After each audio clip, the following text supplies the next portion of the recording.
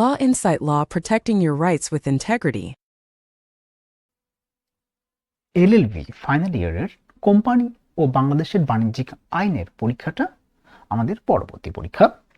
তো এই পরীক্ষার একটা সংক্ষিপ্ত সাজেশন তৈরি করা হয়েছে, যার প্রথম গ্রুপ এ নিয়ে আলোচনা করা হবে। গ্রুপ এ তে প্রথম প্রশ্নটা হচ্ছে আইনের স্বীকৃত বিভিন্ন প্রকার ব্যবসা প্রতিষ্ঠান কি কি। নাম্বার খ, কোম্পানি কিভাবে ঐচ্ছিকভাবে বিলুপ্ত করা যায়। কোম্পানি বিলুপ্ত হলে উহার সম্পত্তি কিভাবে জামানত সহ এবং জামানতবিহীন পাওনাদার এবং শেয়ার হোল্ডারদের মধ্যে বিভক্ত হবে। নাম্বার 2, অভ্যন্তরীণ ব্যবস্থাপনা নীতি বলতে তুমি কি বোঝো, নীতিটি কোনো ব্যতিক্রম থাকলে উল্লেখ করো। 2 এর খ, কোম্পানি আইনে যৌথ ব্যক্তিত্ব এবং সীমাবদ্ধ দায় দায়িত্ব একটি নিষ্পত্তিকৃত মামলার আলোকে ব্যাখ্যা করো। নাম্বার 3, এটা কতটুকু সত্যি যে কোম্পানি পরিচালনা পরিষদ কোম্পানির সর্বময় ক্ষমতার অধিকারী। একজন পরিচালকের কর্তব্য এবং ব্যক্তিগত স্বার্থ কখন পরস্পর পরিপন্থী হবে না, এই নীতিটি আলোচনা করো। নাম্বার খ, কোম্পানির চেয়ারম্যান ও সেক্রেটারি কোম্পানির অ্যাকাউন্টসে কারচুপি করে লাভ দেখায়, যা কোম্পানির পরিচালক জনাব গ অনুমোদন করে। ফলশ্রুতিতে মুনাফা প্রদান করা হয় মূলধন হতে। এর পরিপ্রেক্ষিতে কোম্পানি ক্ষতি হয় এবং পরিচালকের বিরুদ্ধে আইনি ব্যবস্থা নেওয়া হয়। পরিচালক কি এই ক্ষতির জন্য দায়ী হবে, আলোচনা করো। 4 নম্বর, কোম্পানির সংঘ স্মারকের প্রকৃতি ব্যাখ্যা করো। নাম্বার খ, একটি জীবিত দায় কোম্পানির সংঘ স্মারকে কি কি বিষয় অন্তর্ভুক্ত করতে হবে, কখন এবং কিভাবে কোম্পানির উদ্দেশ্য সম্পর্কিত সংঘ স্মারকের বিধানসমূহ পরিবর্তন করা যেতে পারে। নাম্বার 5, কখন এবং কিভাবে একটি কোম্পানি ইহার শেয়ারের মূলধন বৃদ্ধি এবং পুনরায় সংগঠিত হ্রাস করতে পারে। অনুমোদিত প্রতিশ্রুতি এবং পরিশোধিত মূলধনের মধ্যে পার্থক্য দেখাও। অপরিশোধিত বা অদাবিকৃত লভ্যাংশের ব্যাপারে কোনো কোম্পানি দায়িত্ব কি। নাম্বার 6, কোম্পানির আইনে পৃথক ব্যক্তিসত্তা ও পৃথক দায় দায়িত্ব একটি নিষ্পত্তিকৃত মামলার আলোকে ব্যাখ্যা করো। প্রাইভেট ও পাবলিক কোম্পানির বৈশিষ্ট্যগুলি আলোচনা করো। হোল্ডিং কোম্পানি এবং সাবসিডিয়ারি কোম্পানির মধ্যে সম্পর্ক নিরূপণ করো। নাম্বার 7, একটি লিমিটেড কোম্পানি মুনাফা প্রদানের প্রচলিত বিধিবিধান বর্ণনা করো। লভ্যাংশ কেবলমাত্র মুনাফা থেকে প্রদান করা যেতে পারে। উক্তিটি তাৎপর্য ব্যাখ্যাপূর্বক একটি কোম্পানির লভ্যাংশ মুনাফার মধ্যে পার্থক্য নিরূপণ করো। কোম্পানি হচ্ছে একটি আইনগত ব্যক্তি যার চিরন্তন অস্তিত্ব রয়েছে এবং যার সদস্যদের দায় সীমাবদ্ধ। উপযুক্ত উদাহরণসহ ব্যাখ্যা করো। কোম্পানি অবসান বলতে কি বোঝো। নাম্বার খ, 8 কি পরিস্থিতিতে আদালত সলোমন অ্যান্ড কোম্পানি লিমিটেডের মামলায় প্রতিষ্ঠিত আইনের নীতিমালা অগ্রাহ্য করতে পারে, তা উদাহরণসহ ব্যাখ্যা করো। নাম্বার 9, একজন পরিচালকের কর্তব্য এবং ব্যক্তিগত স্বার্থ কখনো পরস্পর পরিপন্থী হবে না, এই নীতিটি আলোচনা করো। একটি কোম্পানি নিবন্ধনের পূর্বে পরে প্রবর্তকের কি কাজ ও দায় থাকে তা বর্ণনা করো। নাম্বার 10, কোম্পানি ইনকর্পোরেশন এর অনুচ্ছেদ আচ্ছাদন উন্মোচন বলতে কি বোঝো। আদালত কি অবস্থায় ইনকর্পোরেশনের আচ্ছাদন উত্তোলন করতে পারে। সংখ্যাগরিষ্ঠ ও সংখ্যালঘিষ্ঠ এর অধিকার বলতে কি বোঝো। কোম্পানি আইনের সংখ্যালঘিষ্ঠ অধিকার সংরক্ষণে কি কি বিধান আছে।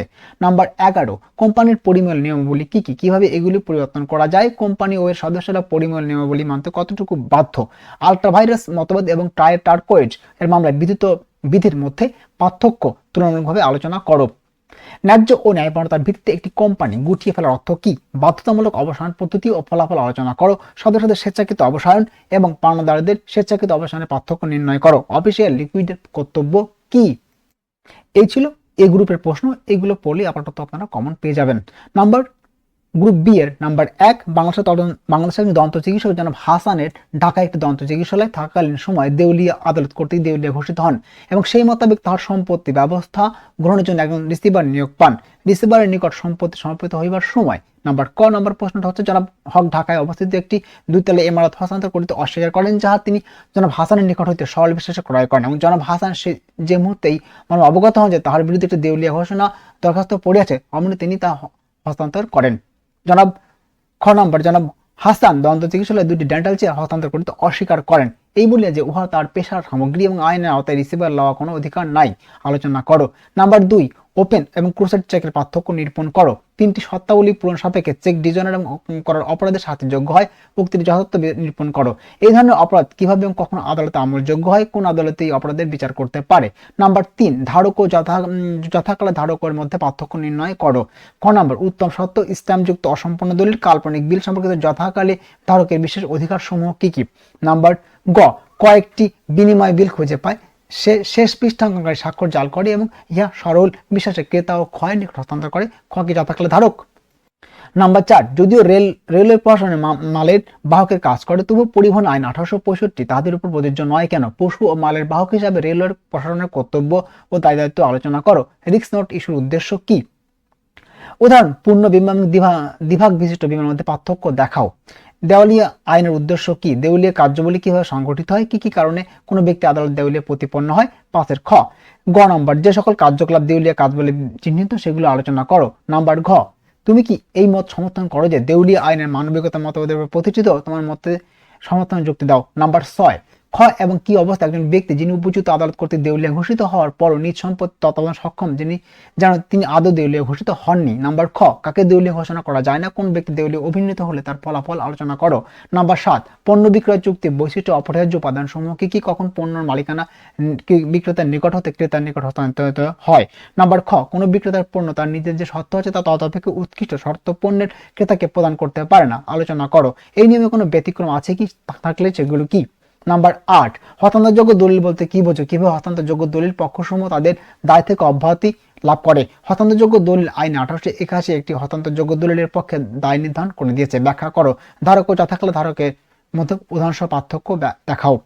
কিভাবে পণ্য বিক্রয় চুক্তি সম্মতিযুক্ত, দ্বিপাক্ষিক এবং ক্রমবর্ধিষ্ণ? বিক্রয় চুক্তির অধীনে কোনো বিশেষ উদ্দেশ্যে সরবরাহকৃত পণ্যের গুণ অথবা উপযুক্ত ব্যবহারে কোনো উজ্জ্বতা সত্য নেই। এই বিধিটির কোনো ব্যতিক্রম আছে কি? একজন অপরিশোধিত বিক্রেতার আয়ত্তাধীন পণ্য তৃতীয় ব্যক্তির নিকট পণ্য বিক্রয় করলে প্রথম বিক্রেতা কি প্রতিকার পেতে পারে? নাম্বার 10 1865 সালে 3 নং আইন মতো একটি সাধারণ বাহক পণ্য পরিবহন একজন বীমাকারী উক্তিটি কমন ল ও বিধিবদ্ধ আইন সাধারণ বাহকের দায় ও ব্যতিক্রম সমূহ আলোচনা করো। পশু ও মালের বাহক হিসাবে রেলের প্রশাসনের কর্তব্য দায় দায়িত্ব আলোচনা করো। কেন একটি কারেন্সি নোট হস্তান্তরযোগ্য দলিল বলে বিবেচিত হতে পারে? যদিও ইহার চরম আবশ্যকীয় হস্তান্তর যোগ্যতা রয়েছে, কখন একটি প্রমিসরি নোটের দাতা তার দায় থেকে অব্যাহতি পাবে? একটি চেক সাধারণত রেখন এবং বিশেষ রেখনের পার্থক্য নির্ণয় করো। নাম্বার 11 চার্টার পার্টি ও চালানি রসিদ বলতে কি বোঝো? একটি বিল অফ লেডিং এর কার্যবলী আলোচনা করো। বিল অফ লেডিং সমুদ্র পথে মালামাল পরিবহনের চুক্তিপত্র না হলেও ইহা বিভিন্ন পক্ষের মধ্যে চুক্তি একটি উৎকৃষ্ট প্রমাণ আলোচনা করো। নাম্বার খ, একটি সমুদ্রগামী জাহাজে মালামাল বহনের পর যদি মালের ঘাটতি দেখা যায় তবে হেগ নিয়মগুলি অনুযায়ী কতদিনের মধ্যে মামলা দায়ের করতে হবে? জাহাজ কর্তৃপক্ষ ঊর্ধ্বপক্ষের কত ক্ষতিপূরণ দিতে বাধ্য থাকবে? ইহাকে সীমিত করা যায়? আলোচনা করো। চার্টার বাই ডিমাইস এবং চার্টার উইদাউট ডিমাইজের মধ্যে পার্থক্য দেখাও। কখন একটি বীমা কোম্পানি কোনো ব্যক্তির বা অগ্নি বীমা প্রদান করার সময় এভারেজ ক্লোজ অন্তর্গত করে থাকে? ইহার আইনগত ফলাফল কি? যিনি আপনাদের নিকট আত্মীয় নয় এমন ব্যক্তির জীবনের বীমা কি আপনি করতে পারেন? যদি পারেন তবে কেন? জীবন বীমার চুক্তি কি ক্ষতিপূরণ চুক্তি? বীমা কোম্পানি কি অজুহাতে তার দায়িত্বে আনতে পারেন যে বীমা গ্রহণকারী আত্মহত্যা করেছে এবং বীমা গ্রহণকারীর বয়স সঠিক নয়? নাম্বার 12 চুক্তি সম্পাদনের যোগ্য একজন ব্যক্তি একটি হস্তান্তরযোগ্য দলিলের পক্ষে হতে পারে এই ব্যক্তিগণ কারা? একটি ঋত, একটি অপহিত, একটি জাল এবং একটি প্রতিপাদহীন হস্তান্তরযোগ্য দলিল সত্য হস্তান্তর করার বিধানাবলী আলোচনা করো। At sight, on, presentment and after sight উক্তিগুলো বিল অফ এক্সচেঞ্জে উল্লেখ থাকলে কি পার্থক্য হয়? যদি দেয় তারিখ সাধারণ ছুটির দিনে পড়ে তবে তা কি ধরা হবে? গ্রহণযোগ্যতা হারানোর দলিল মালিকের মধ্যে কর্তব্যকে কি? নাম্বার 13 কোনো বিক্রেতা পণ্য তার নিজের যে সত্য আছে তা ততপেক্ষা উৎকৃষ্টতা সত্য পণ্যের ক্রেতাকে প্রদান করতে পারে না? আলোচনা করো। এই নিয়মে কোনো ব্যতিক্রম আছে কি? থাকলে সেগুলো কি? বাতিলযোগ্য চুক্তির অধীনে প্রাপ্ত ব্যক্তি কর্তৃক পণ্য বিক্রয়ের ফলাফল কি? লিওন ও পথি মধ্যে আটকের মধ্যে পার্থক্য কি? ক্রেতা সাবধান বলতে কি বোঝো? পণ্য বিক্রয়ের ক্ষেত্রে এই নীতি প্রয়োগের ব্যতিক্রম আছে কি? পণ্য বিক্রয় চুক্তিতে অনুমোদিত পক্ষসত্ত্ব ও গৌণ সত্ত্বগুলো কি কি? এই ছিল এই সাবজেক্টের একটা সাজেশন। তো আপনারা এগুলো পড়লেই হয়তো কমন পেয়ে যাবেন। এই প্রশ্নটার যে উত্তরগুলো সেটা পরবর্তীতে বা আগামীকাল থেকে প্রতিটা ভিডিওতে এর উত্তরগুলো খুব সহজ ও সাবলীল ভাষায় দেওয়া থাকবে।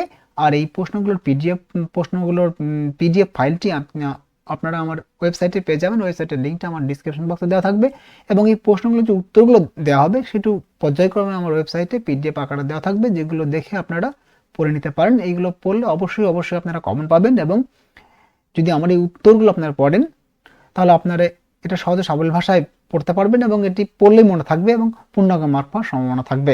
ধন্যবাদ সবাইকে, সবাই ভালো থাকবেন।